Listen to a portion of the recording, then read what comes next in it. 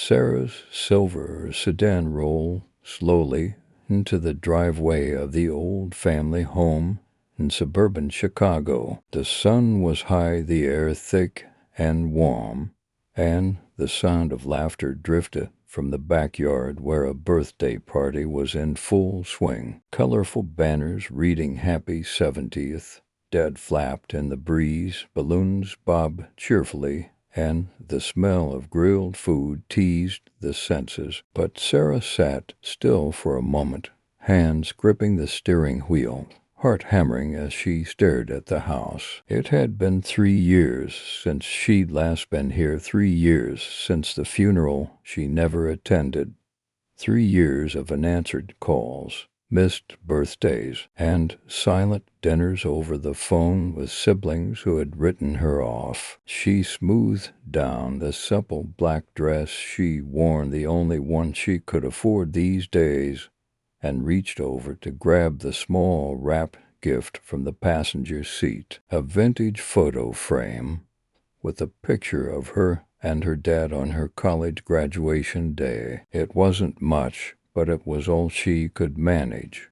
Every penny she earned was going to a place no one in the family understood. The front door stood wide open, laughter spilling out. She heard Aunt Mabel's unmistakable laugh from the kitchen, probably retelling the story about the time she'd tried baking cookies at midnight and nearly set the apartment on fire. The sounds tugged at something deep inside, but Sarah forced herself to step inside. Her cousin Jenny appeared, eyes wide and surprised. "I didn't know you were coming." Sarah managed a small smile. "Wouldn't miss Dad's 70th. Jenny nodded toward the backyard. "He's out there. The party's really nice. Mom went all out with decorations. Then," hesitant, she added, "I should probably let people know you're here." Sarah nodded and made her way past family photos, past Aunt Mabel animatedly telling a story to a small crowd, through the living room where elderly relatives sat quietly, and finally to the sliding glass door leading to the backyard. The tables were bright with tablecloths, and the lawn dotted with people she hadn't seen in years. Her dad sat at the head table, dignified in a navy blazer, surrounded by her siblings and their families. He looked older now, more silver in his hair, but still radiated the gentle strength she remembered so well. Tears pricked her eyes, but as Sarah stepped out, conversations paused, heads turned, eyes sharpened, the kind of silence that cuts sharper than any words. Her brother Michael's gaze hardened instantly. Her sister Lisa's face shifted from surprise to something colder, more guarded. Even the kids, her nieces and nephews, went quiet, sensing the tension. Her dad's voice called across the yard, warm and hopeful. "Sarah," she swallowed, voice catching. "Happy birthday, Dad." She moved forward with the gift in hand. Lisa stepped in front, blocking her path. "What are you doing here?" Her voice was quiet but sharp, controlled. "It's Dad's birthday," Sarah said, trying to keep her tone steady. "I wanted to be here for him, like you were there for Mom." Michael appeared beside Lisa, arms crossed, his voice low but full of accusation. "It's Dad's day. Every day is Dad's day since you left. You abandoned us." Sarah felt the familiar pain stab deep at the mention of Mom, but pushed it down. "Michael, please, not today. It's Dad's day." Lisa's voice dropped even lower. "You don't know what we've been through, what he's been through." The rest of the family pretended not to listen, but Sarah could feel their eyes like knives. Her father tried to move forward, but Uncle Robert engaged him, trying to calm the storm. "I know you're angry," Sarah said, But Michael cut her off. Angry doesn't cover it. You missed Mom's funeral. For what? Some business meeting? The accusation hung heavy in the air. Sarah's mouth opened to explain, but the words stuck. How do you explain a secret so complicated no one would believe it? How do you say that the truth is not what it seems? Aunt Mabel appeared, her voice soft but firm. Sarah, why don't you sit and join the celebration? She gestured to a small table near the back fence to empty chairs, clearly for latecomers or those not quite welcome. That's perfect, Lisa said brightly, but with venom beneath the smile. Sarah can catch up with whoever sits there. Sarah swallowed the lump in her throat, the message clear. You're not welcome at the family table. Not here, not ever. She looked over at her dad, watching with sad eyes. I'll just wish him happy birthday first, she said softly. Her phone buzzed in her purse. The caller ID flashed the name of the care facility where her mother was staying. They never called unless something was wrong. Her hands trembled as she declined the call, but it rang again. Excuse me, she whispered, stepping away toward a quiet corner. Michael's bitter laugh followed her. Of course, work calls. Sarah runs just like always. The call lasted only a minute and a half, but to Sarah it stretched like an eternity. The nurse's voice was urgent, a minor episode, nothing life-threatening, but they needed her okay on a treatment adjustment. She consented quietly, aware that her family was watching, waiting for her return. Michael and Lisa followed her to the corner, their faces set in disgust and disappointment. Let me guess, Michael sneered. Another emergency more important than family. Sarah slid her phone into her purse, steadying herself. I'm here now. I want to celebrate, Dad. Lisa's voice rose, drawing attention. You think showing up 3 years later fixes everything? You think you can just waltz back like nothing happened? I never said that, Sarah replied quietly, eyes flicking toward their father, who was finally breaking free from Uncle Robert's hold. I know I hurt everyone. I know you're angry. Angry? Michael stepped forward, face flushed. We buried Mom without you. We held her hand while she asked for you in her final days. We planned her funeral,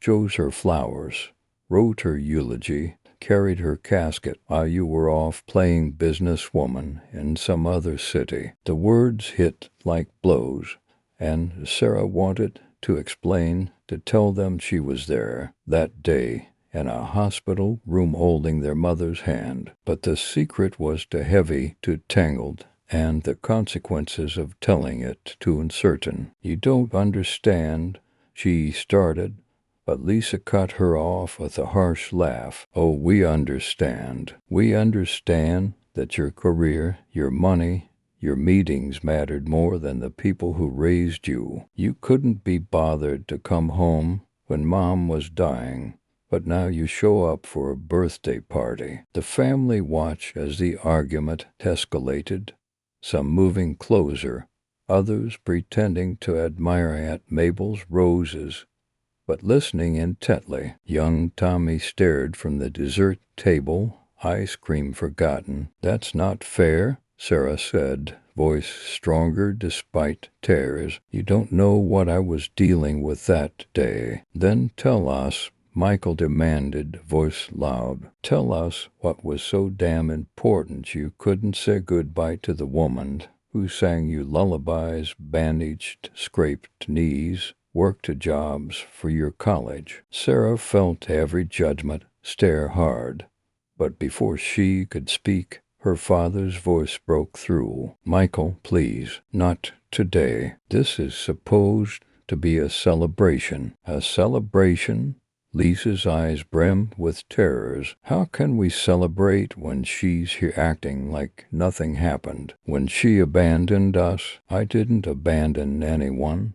Sarah said, voice breaking. I've never stopped loving this family. Never stopped thinking about you. Then where were you? Michael's voice cracked. Where were you when Mom was asking for you? When Dad couldn't sleep? When Lisa broke down trying to handle everything because you were too busy? Accusations spilled like floodwaters. The party faded into a tense storm of grief and anger. Sarah tried again. I was handling something I couldn't walk away from, a crisis that took all my attention and resources. I wanted to be here. You have to believe me. What crisis? Lisa's voice was sharp. What could have been more important than your dying mother? Sarah's lips parted, the truth heavy on her tongue, the frantic call in the middle of the night, the rush to the hospital, months of rehab, bills piled high, 3 jobs just to pay for care. But she saw their faces, full of hurt and suspicion, and knew it would sound like just another excuse. I can't, she whispered. I can't explain it right now. Can't or won't. Michael's voice was colder now. Their father stepped between them, hands raised. That's enough. This is my birthday. I won't have my children tearing each other apart. But the damage was done. Family members looked on with confusion, disappointment, judgment. Sarah's tears flowed freely. I think I should go. Sarah, no. Her father reached out. It's okay, Dad. I just wanted to wish you a happy birthday. I love you. I'm sorry for the pain I caused. She pressed the small gift into his hands, fingers lingering a moment. As she turned away, she heard Lisa's voice, sharp and cruel. Running away again. Huh, that's your solution to everything. Sarah didn't look back. She walked steadily through whispered conversations and stairs, past a life she once belonged to, but could never quite return. Then came the distant thrum of helicopter rotors, a sudden, unexpected storm roaring in from the east. The family looked up, confused. The sleek medical transport helicopter descended, settling on the lawn near the back fence, the very place Sarah had been pushed to sit. Is someone hurt? Uncle Robert shot it over the nose. Her father stood frozen, gift still in hand, as the rotors whipped napkins and tablecloths into the air. Michael's voice cut sharp through the chaos. What is this? What did you do? Sarah said nothing. Her throat was tight, her heart pounding as the medical crew unloaded a wheelchair. The crowd fell silent, eyes wide with shock and confusion. Lisa whispered, "This is unbelievable. Even your exit has to be dramatic." The medical attendants helped an elderly woman into the wheelchair. She wore a soft blue cardigan, silver hair framing a face marked by time, but unmistakably familiar. The woman looked around, curious and confused, until her eyes met Sarah's. "I'm your Sarah, aren't I?" she whispered, trembling. "Yes, Mom," Sarah said, kneeling beside her. Lisa's breath caught. "Mom, but we buried you." Sarah wiped her tears. "You buried someone else at Jane Doe from the hospital. The funeral home made a mistake." Michael's face went pale. "What are you saying?" Sarah told them about the stroke, the critical condition, the weeks she spent at the hospital, the specialized care, the months of fighting to keep her alive. Their mother smiled softly. "My brave girl, you brought me home for Dad's birthday, didn't you?" Sarah nodded, heart full. Their father knelt beside his wife's wheelchair, hands trembling as he touched her face. "I never stopped missing you." Margaret smiled back, eyes clear now. "I missed you too." The family gathered closer, drawn to a miracle none of them dared hope for. Lisa sobbed as she reached out. Michael collapsed into a hug, and the backyard, once divided by grief, was united in love and forgiveness. Their mother's innocent question, "Did someone die?" brought laughter, the kind born of tears and healing. "No, Mom," Sarah said softly. "We're all here, and we're okay." Her father smiled. "Would you like to stay for cake?" And with that, the party became a new beginning, a family learning that love is stronger than misunderstanding, and that sometimes the greatest gifts come after the darkest storms.